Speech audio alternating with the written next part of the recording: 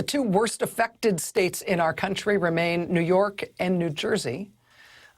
In New York, we have been trying to watch the daily numbers to get a sense of the overall trends in America's worst outbreak. And this is the rate of growth of new cases in New York. And as you see, since about March 26th, it appears to be slowing. That's, again, the rate of growth of new cases. Here's a chart showing similar pattern-ish for the rate of growth of hospitalizations.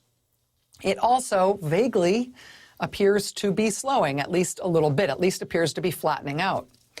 The death rate in New York is still sky high, but if new cases are slowing down and hospitalizations really are slowing down too, then we should hopefully see the death numbers come down someday soon as well. As of today, New York reported its highest death toll yet, over 700 dead. As for New Jersey, the second worst hit state in the nation, so far we're going to speak, the second worst hit state in the nation so far. I should tell you, we are going to speak live with New Jersey's Governor Phil Murphy tonight. It'll be the first time that we have spoken to him since the start of the coronavirus crisis. His state has just got a bear of an epidemic on their hands. Today, they announced that 232 New Jersey residents died from coronavirus just in the past 24 hours. That's their highest death rate yet. The governor also made a public display today of gratitude to the state of California. California just sent New Jersey 100 of their ventilators. This is what Governor Murphy said in response, quote, "California is sending 100 life-saving ventilators to New Jersey. We are beyond grateful to Governor Gavin Newsom and the people of California. From the bottom of our hearts, thank you. We will repay the favor when California needs it." And here, look at this. We just got in this video tonight. I don't think you will have seen this anywhere else. This is where there is an overlap in the Venn diagram between the most boring tape you can possibly imagine and tape that might also make you cry. What this is California packing up and shipping working ventilators to New Jersey, 100 to New Jersey, also 100 to New York, also 100 to Illinois. Those arrived tonight. Tomorrow, California will be shipping 50 more ventilators to D.C. and 50 to Maryland and 50 to Nevada. This is mutual aid among the states. California's governor saying that, you know, listen, this is a loan, not a gift. If and when California needs these back for their own hospitalization peak, the governor of California saying that he knows these states will help California in their time of need, just as California is helping now, as these other states have such trouble. California isn't in its time of most acute need right now, because California is where and how we have learned as a country that here, just like China, here, just like everywhere, it matters if you take action to stop the epidemic. It particularly matters if you take early action and decisive action. California had the first known case of community transmission of coronavirus in this country. Somebody who hadn't visited China, hadn't had any known contact with anyone positive, but nevertheless had turned up with the virus. That first person was in California, that was Northern California, back in late February. By mid-March, the governor of California had banned large gatherings. He had ordered the closure of places like bars and nightclubs. By March 16th, the San Francisco Bay Area, a consortium of counties around San Francisco, had put in place the country's first stay-at-home order. It was something of a national curiosity when the Bay Area counties first did that, but within 3 days, California Governor Gavin Newsom had ordered that stay-at-home order in effect statewide, first in the country. And acting fast and decisively seems to have made all the difference in the world. California had its first coronavirus death. Again, they had the first coronavirus community transmission case in the country. They had their first coronavirus death 10 days before New York had their first death. But look at New York's death toll versus the California death toll ever since. I mean, look at the way that those things have gone up over time. New York now has more than 10 times as many deaths as California. New York now has nearly 10 times as many cases overall. And even within California, within that gigantic state, the effectiveness of early, decisive action by the government is paying dividends. You can see it even in different parts of the state. It was just a few days difference in terms of when their stay-at-home orders went into effect. But Northern California, the San Francisco Bay Area, did act earlier than even the rest of the state. And they are doing better, apparently, because of it. On March 10th, San Francisco and Los Angeles had the same number of cases. But San Francisco acted first, acted the very next day to put in effect its stay-at-home order. And since then, since that starting point where San Francisco and LA were at the same number, we're both at 17 cases. Since then, San Francisco has seen its numbers rise tenfold, but LA has seen its numbers rise nearly 50-fold. And again, it looks like that's because San Francisco acted faster. The government acting quickly and decisively, and may I emphasize quickly, appears to be what has made California the closest thing that we've got to a success story in this country. And our country is not a success story. But if you're looking internally for somebody who's done it better than somebody else, if you're looking internally for someplace that's done better than expected, look to California. And they are not out of the woods. I mean, as the governor said today, they want those ventilators back when they need them, even if their peak is going to be later and their peak isn't going to be as high as it would have otherwise been without these interventions. The LA County Public Health Director is now calling for an even stricter stay-at-home regime for this week and next, telling people in the greater Los Angeles area, if you do not have to leave the house, this is the week, this week and maybe next week, this is the time to just not leave your house at all, not for anything. And tonight, just as we were getting on the air, the mayor of Los Angeles issued a new order that says any LA resident visiting an essential business like a pharmacy or a grocery store now must wear a facial covering or a mask, or that person can be denied service in any California business, any Los Angeles business. So California, for all its success, in effect is still ramping up their measures against the spread of the virus. But they've gone first on everything. And in 2 weeks or 2 months or wherever your state hits its apex of patients, hits its apex of hospitalizations, whenever that happens in your state, watching me at home right now, you will look back and you will wish that whoever your governor is in your state had done what Gavin Newsom did in California weeks ago now. Because they are in a better place for it. They're in a better place than any place else in the country. Joining us now is Gavin Newsom, governor of the great state of California. Governor, I know you have not been doing a lot of TV interviews. I really, really am grateful for you making time to be with us tonight. My honor. Thanks for having me, Rachel. Let me just ask, the way I just described the situation in your state, that was a pretty quick look at how things have gone. But let me ask you if I got anything wrong or if you think I'm looking at anything in a wrong-headed way. No, I think you're right at this moment in time, but we're sober about this moment in time, and it's incredibly important that I emphasize to the 40 million Californians, millions that are watching, to continue our stay-at-home orders, continue to practice physical distancing. Let's not run the 9-yard dash. We still have an enormous amount of work ahead of us. In Los Angeles, the county health director asked people to stay inside this week in particular. She said yesterday, if you have enough supplies in your home, this would be the week to skip shopping altogether. Now, just tonight, the LA mayor, Eric Garcetti, is mandating face masks, or people can be denied services at stores.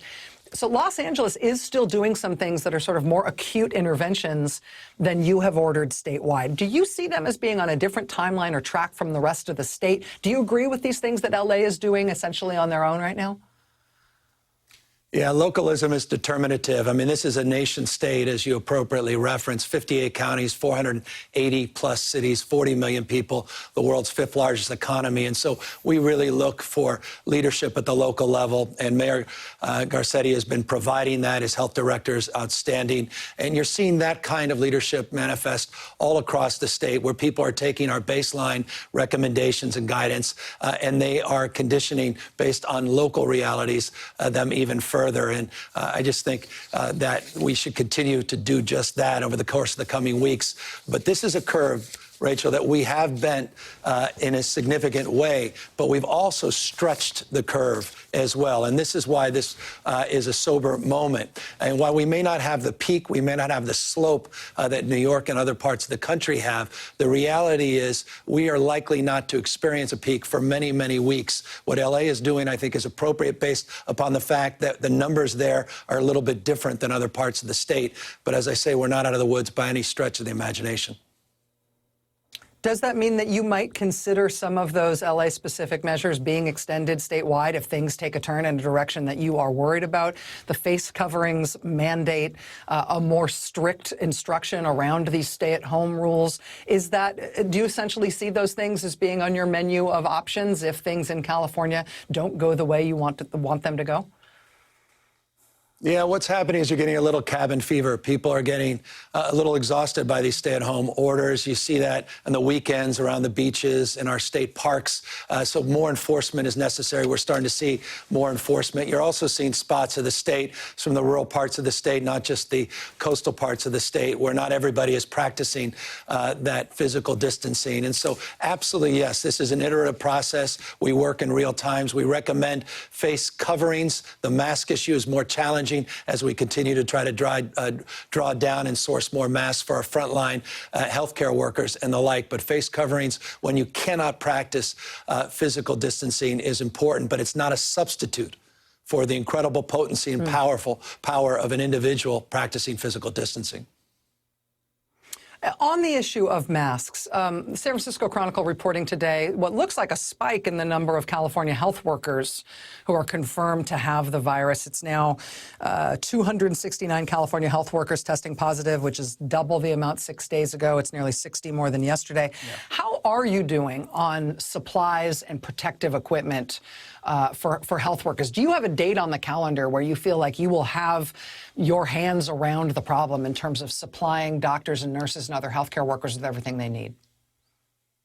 Substantively so. Look, we've been competing against other states, against other nations, against our own federal government for PPE, coveralls, mask shields, substantively N95 masks. We're not waiting around any longer, and we're no longer interested in the progress that we were seeing in the past. In the last 48 hours, we have secured, through a consortia of nonprofits and a manufacturer here in the state of California, upwards of 200 million masks on a monthly basis that we're confident we can supply the needs of the state of California, potentially the needs of other Western states. And so we just inked a number of contracts in the last few days that give me confidence in being able to say that. And those masks, you are making significant news here, Governor. Those masks will be manufactured in California? No, they'll be manufactured overseas, but we were able to source them through California manufacturer and a consortium of nonprofits. And the vast majority of those masks are N95 masks at a price where we're not competing against others. We're not looking at gouging the fraud and the abuse in this space, competing against other states. We decided enough's enough. Let's use the power, the purchasing power of the state of California as a nation state. We did just that. And in the next few weeks, we're going to see supplies at that level into the state of California and potentially the opportunity to export some of those supplies to states in need. And just to be perfectly clear on that, just to drill down on that, because I think you are going to make national news with this, you mentioned the number 200 million masks. This agreement that you've just signed, again, within the last 48 hours, tell me about the overall number of masks you think you have been able to source this way and how that matches up against what you think you will be using in California. The prospect of California not only being able to meet its own needs, but potentially export masks could be a game changer for the Western United States.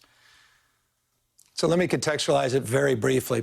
The state of California has distributed 41 million masks, 41.4 million N95 masks. We've received just over 1 million from the federal government. It's not an indictment. It's not a cheap shot. At the end of the day, they don't have the masks at the national stockpile. We were going out getting 5 million here, 500,000 there, 200,000 there, competing against other states, competing against the federal government. We decided enough of the small ball. Let's use our purchasing power. Let's go at scale. And we built a consortium of nonprofits and a large manufacturer with appropriate contacts in Asia. And now we have the confidence that 150 plus million N95 masks, 50 plus million surgical masks will come in on a monthly basis starting in the next few weeks. 150 N95, 150 million N95, 50 million surgical masks.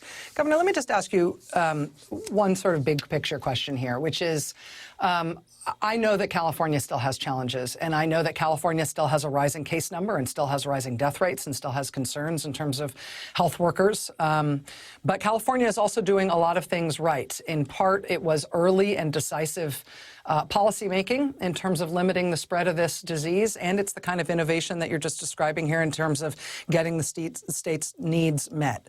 Every state has its own challenges and its own circumstances here. Do you feel like you and your fellow governors are peers that are all working in the same direction here? Do you feel like you have role models to call on in terms of making these decisions? I mean, California is its own thing. It always has been. But it does feel like the decision-making processes that you and your leadership team are going through right now, you must feel pretty alone. I do and I don't. I mean, you're going to have one of those mentors up next in Governor Murphy, who's just been extraordinary. He's a partner with the state of California. J.B. Pritzker, a partner with the state of California. Jay Inslee out here in Washington State, a partner. Governor Brown up in Oregon. We're building relationships, building capacity, increasing our collaboration around procurement.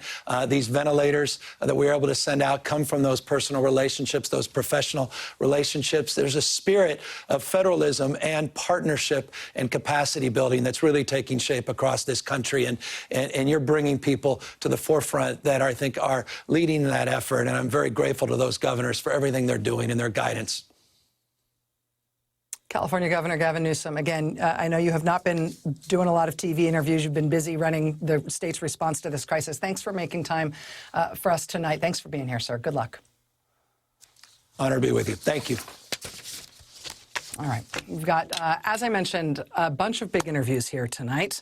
A real honor to have Governor Newsom with us. And again, underscoring what I think is some considerable news that he just made.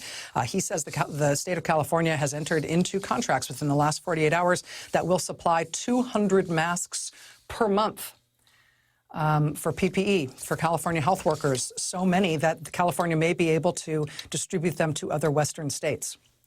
That's significant news.